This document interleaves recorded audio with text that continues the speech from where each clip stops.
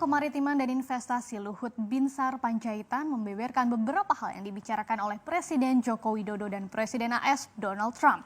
Salah satunya berkaitan dengan peluang investasi di bidang farmasi yang bisa kita manfaatkan di tengah masa pandemi COVID-19 ini. Apalagi industri farmasi di Indonesia saat ini sangat bergantung dengan impor.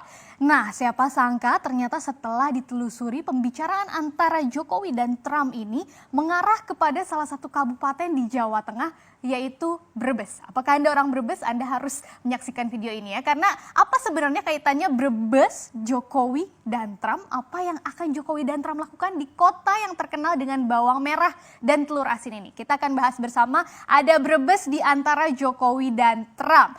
Jadi dalam sebuah acara bincang-bincang santai yang disiarkan oleh RRI beberapa waktu lalu, Menko Luhut menyebut bahwa Presiden Jokowi sudah berbicara dengan Presiden Trump ya, bahwa sekarang Presiden Trump dikatakan berpihak nih dengan Indonesia karena Amerika Serikat lagi berantem dengan China, sehingga Amerika Serikat mau merelokasi atau memindahkan industrinya yang ada di China ke Indonesia ya. Nah, Menko Luhut memang tidak menjelaskan kapan pembicaraan tersebut berlangsung. Tapi kalau Anda ingat, beberapa waktu lalu di akhir bulan April lalu Presiden Trump memang di akun Twitter pribadinya sempat men-tweet gitu ya, mengapa beberapa waktu lalu itu ada perbincangan antara Presiden Jokowi dan Trump. Nah, selain itu Amerika Serikat memang saat ini tengah menggodok ada rencana penghapusan rantai pasokan industri global dari China yang merupakan buntut dari pertikaian Amerika Serikat dan China soal asal-usul COVID-19. Selain memberikan bocoran pembicaraan Presiden Jokowi dan Trump, Menko Luhut ini juga menyebut kalau saat ini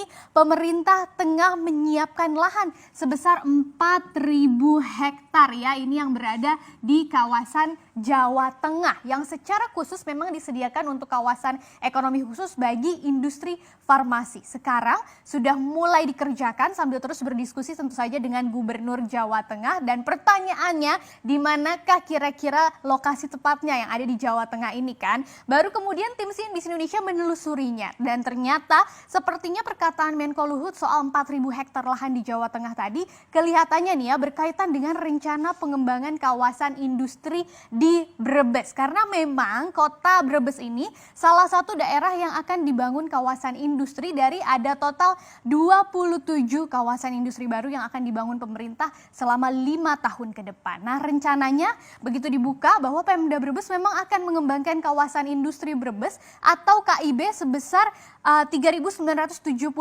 hektar. Jadi mirip nih dengan 1.000 hektar yang dibicarakan oleh Luhut. Dan kawasan peruntukan industri Brebes juga sebesar 5.070 hektar. Kalau dilihat kawasan industri lainnya di Jawa Tengah, tidak ada yang seluas ini. Makanya sepertinya ini adalah Brebes. Dan kawasan ini akan membentang dari Kecamatan Losari, Tanjung, dan sampai ke Bulakamba. Dan dalam catatan resmi Pemkab Brebes ini ada sebanyak 39 perusahaan ternyata yang sudah bergerak atau sudah mendaftar ke kawasan ini begitu ya, itu dari berbagai sektor untuk menghuni KIB sampai dengan November 2019 datanya. Kemudian ada juga 24 investor yang sudah mendirikan pabrik di Kabupaten Brebes dan selebihnya masih ada 12 perusahaan yang sedang dalam proses perizinan sampai akhir 2019 lalu.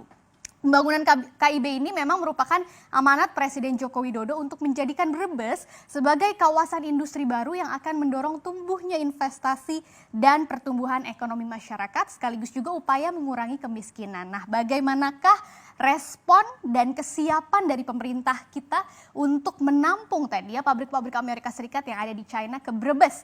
Nah, untuk mempercepat pengerjaan proyek KIB kawasan industri Brebes ini, maka pemerintah itu sudah memasukkan KIB ini menjadi salah satu proyek strategis nasional yang tercantum dalam Perpres nomor 79 tahun 2019. Dan sejauh ini juru bicara Kemenko Maritim dan Investasi menyebut bahwa proyek ini sudah dalam proses pembebasan lahan secara bertahap. Selain itu pemerintah pusat dan pemerintah daerah dalam hal ini juga melakukan pembagian tugas gitu ya, pembagian penugasan melalui penyertaan modal ke salah satu BUMN yang akan menjadi pengelola proyek yaitu PT Kawasan Industri Wijaya Kusuma atau KIW. Dan saat ini dari penyertaan modal itu porsi kepemilikan saham KIW itu ada pemerintah pusat memegang 51,09%. kemudian 40,39% untuk Provinsi Jawa Tengah, dan 8,52% untuk Kabupaten Cilacap. Nah, pembagian porsi saham tersebut diharapkan bisa memberikan dampak bukan cuma ke pemerintah pusat, tetapi juga ke pemerintah daerah. Nah, mengingat anggaran yang dibutuhkan untuk menjalankan proyek ini itu minimal 2 triliun rupiah, atau bisa lebih ya dari itu, maka pemerintah akan menambah penyertaan modal negaranya. Dan ini tentu saja akan mengubah komposisi dari pemegang saham di KIW. Nah, sejumlah langkah-langkah ini diharapkan bisa mempercepat untuk menarik perusahaan-perusahaan Amerika Serikat dari China tadi ke Brebes. Bagaimana dengan kesiapan PT KIW-nya sendiri ya, BUMN tadi?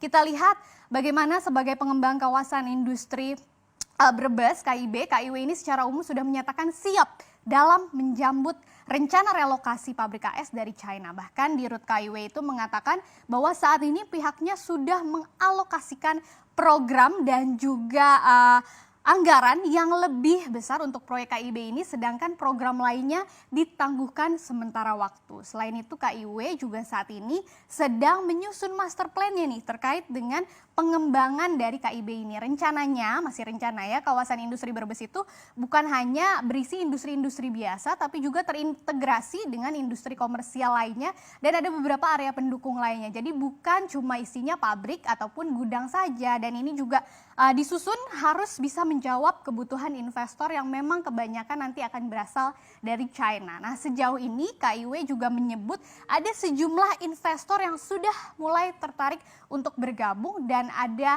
sejumlah referensi calon tenan maupun yang lainnya itu diberikan oleh Kementerian Perindustrian dan Badan Koordinasi Penanaman Modal atau BKPM. Selain itu, KIW juga akan melakukan upaya penyesuaian harga lahan, karena kita tahu ya, biasanya masalah harga lahan inilah yang membuat perusahaan-perusahaan China lebih memilih relokasi pabriknya ke tempat lain, misalnya Vietnam, karena kita kalah saing harganya. Dan saat ini harga yang dipatok sedang melalui kajian dengan konsultan terkait biar lebih kompetitif. Nah, apa sebenarnya keunggulan Brebes dibandingkan dengan wilayah lainnya sehingga kemudian Trump melirik Brebes ini ya? Kalau kita lihat ada beberapa faktor yang membuat Jawa Tengah terutama Brebes digadang-gadang akan menjadi sentra manufaktur baru di Indonesia, dan ini tidak terlepas tentu saja dari murahnya tenaga kerja yang ada di Jawa Tengah. Setidaknya kalau dibandingkan dengan beberapa provinsi lain yang ada di Pulau Jawa ya. Nah, upah minimum Kabupaten Brebes sendiri di tahun 2020 ini cuma sebesar 1,8